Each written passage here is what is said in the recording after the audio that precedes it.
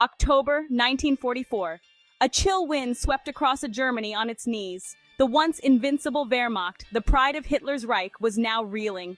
The Allied armies, a relentless tide of steel and courage, pressed in from both east and west. The skies, once dominated by the Luftwaffe, now echoed with the roar of Allied bombers. Germany, the nation that just years before had held Europe in its grip, was now locked in a desperate struggle for survival.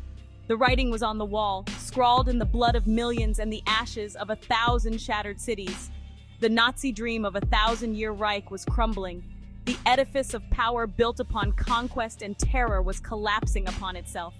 Yet even as the ground trembled beneath their feet, the Nazi leadership clung to fantasies of victory, fueled by desperation and delusion. The German people, bombarded by Allied propaganda and facing the stark reality of defeat, were losing faith.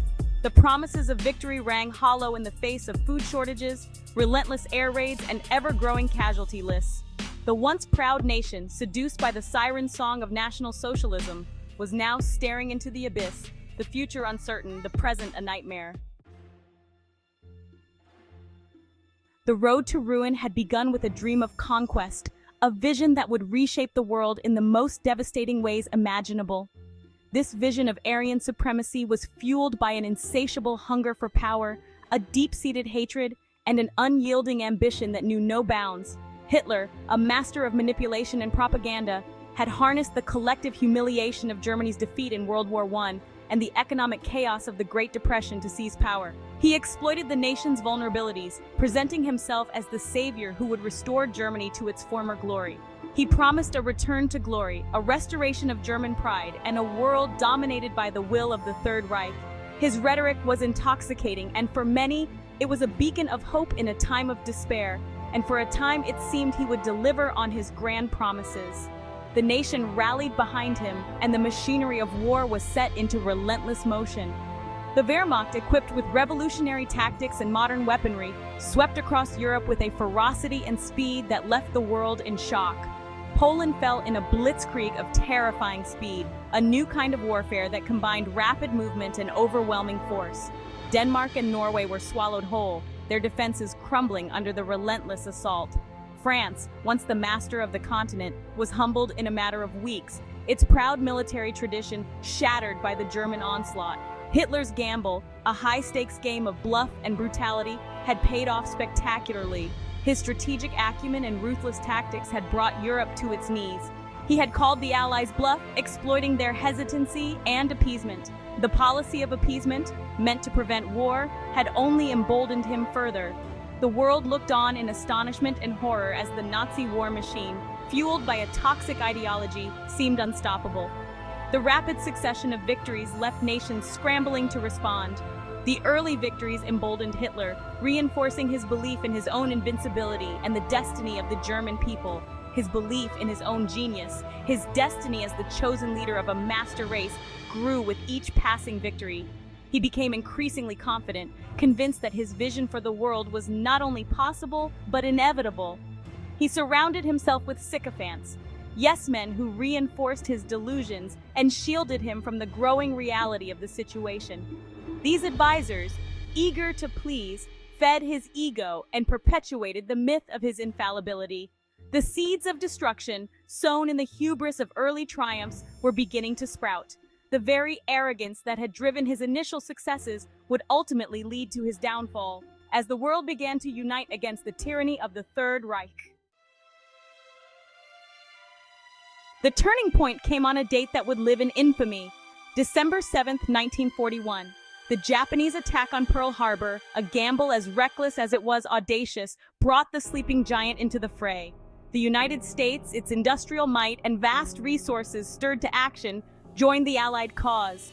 The tide of war, which had seemed to flow inexorably in Germany's favor, began to turn. The deserts of North Africa became the crucible in which the Wehrmacht's aura of invincibility was shattered. At El Alamein, Montgomery's 8th Army, bolstered by American supplies and resolve, delivered a crushing defeat to Rommel's Afrika Korps. The myth of German invincibility lay broken in the sands of the Sahara. In the skies over Europe, the Luftwaffe, once masters of the air, were being ground down by the relentless Allied bombing campaign. American and British bombers, flying day and night, pounded German cities. factories, and infrastructure. The Luftwaffe, outnumbered and outgunned, fought with skill and tenacity, but it was a losing battle. The entry of the United States, coupled with the growing strength of the Soviet Union in the east, marked a turning point in the war. Germany, facing a two-front war against enemies with vastly superior resources, was now fighting for its very survival. Section 4, the Eastern Cauldron. Even as the tide turned in North Africa, a far greater catastrophe was unfolding in the east. The Eastern Front, a theater of war that would become synonymous with unimaginable suffering and relentless combat, was where the fate of the Third Reich would ultimately be decided. Hitler's greatest gamble, his most fatal miscalculation, was the invasion of the Soviet Union in June 1941. This audacious move, known as Operation Barbarossa, was intended to crush the Soviet Union swiftly and decisively, securing vast territories and resources for the Nazi war machine.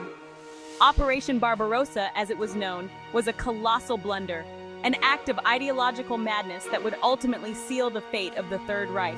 The initial phase saw the Wehrmacht advancing with stunning speed and ferocity, capturing vast swaths of Soviet territory and inflicting heavy casualties. The initial invasion, launched with characteristic German efficiency and brutality, caught the Soviets off guard. The Red Army, unprepared and poorly led at the time, suffered devastating losses in the early months of the campaign. The Wehrmacht, spearheaded by panzer divisions, advanced rapidly into Soviet territory, encircling and destroying entire armies. The German forces seemed unstoppable, their blitzkrieg tactics overwhelming the Soviet defenses. But the vastness of Russia, the resilience of the Soviet people, and the harshness of the Russian winter would prove to be Germany's undoing. The initial successes of the Wehrmacht began to falter as the logistical challenges mounted and the Soviet resistance stiffened. The Battle of Stalingrad, a brutal 6-month struggle for control of a strategically insignificant city on the Volga River, became a symbol of Soviet resistance and German folly. The city, reduced to rubble, saw some of the most ferocious fighting of the entire war. The German Sixth Army, trapped and surrounded in the ruins of the city, was annihilated, marking a turning point in the war in the east. The defeat at Stalingrad shattered the myth of German invincibility and emboldened the Soviet forces. The Eastern Front became a meat grinder, consuming German manpower and resources at an alarming rate. The relentless Soviet offensives, combined with the harsh conditions, took a heavy toll on the German soldiers. The vast distances, the logistical nightmares, and the sheer ferocity of Soviet resistance bled the Wehrmacht white. The German supply lines, stretched to their limits, struggled to keep the frontline troops equipped and fed. The dream of a swift victory in the East, a fantasy fueled by Nazi racial ideology, lay shattered in the frozen wastelands of Russia. The once mighty German war machine was now in full retreat, its ambitions crushed by the harsh realities of the Eastern Front. Section 5. Storming the Atlantic Wall. The year 1944 dawned with Germany caught in a vice. The Axis powers were being squeezed from both the East and the West, and the pressure was mounting. In the East, the Red Army was relentlessly pushing westward, liberating Soviet territory and advancing toward the heart of the Reich. The Soviet forces, having endured the brutal siege of Stalingrad and the fierce battles of Kursk, were now on the offensive, reclaiming city after city. In the West, the Allies, having secured North Africa and invaded Italy, were preparing for the largest amphibious invasion in history. The success in North Africa had paved the way for the Italian campaign, which, despite its challenges, had brought the Allies closer to the European mainland. The fate of Germany, and indeed of Europe, hung in the balance. The German High Command was acutely aware of the impending threat, and the civilian population braced for the storm that was about to break. On June 6, 1944, Operation Overlord, the Allied invasion of Normandy, commenced. This meticulously planned operation was the culmination of months of preparation and coordination among the Allied forces. Under the command of General Dwight D. Eisenhower, a vast armada of ships and landing craft, carrying over 150,000 Allied troops, crossed the English Channel and stormed the beaches of Normandy. The scale of the operation was unprecedented, with thousands of vessels and aircraft supporting the invasion. The D-Day landings, as they became known, marked the beginning of the end for Nazi Germany. The beaches of Normandy, codenamed Utah, Omaha, Gold, Juno, and Sword, became the stage for one of the most significant military operations in history. The fighting on the beaches was fierce and bloody. Allied soldiers faced a hail of bullets, artillery shells, and mines as they disembarked from their landing crafts and fought their way ashore. The Germans, dug in behind formidable defenses known as the Atlantic Wall, fought with determination. These fortifications, consisting of bunkers, gun emplacements, and obstacles, were designed to repel any seaborne invasion. But the sheer weight of Allied firepower, coupled with the courage and tenacity of the Allied soldiers, proved too much. Naval bombardments and aerial attacks softened the German defenses, allowing the infantry to advance. Within a few days, the Allies had secured a foothold in France and began the long, hard slog to liberate Europe. The initial success of the landings allowed for the establishment of supply lines and the reinforcement of troops. The D-Day landings were a logistical and military triumph, a testament to the planning, coordination, and sheer industrial might of the Allied war effort. The success of the operation hinged on the seamless integration of land, sea, and air forces. They also marked a turning point in the war in the West, shifting the momentum decisively in favor of the Allies.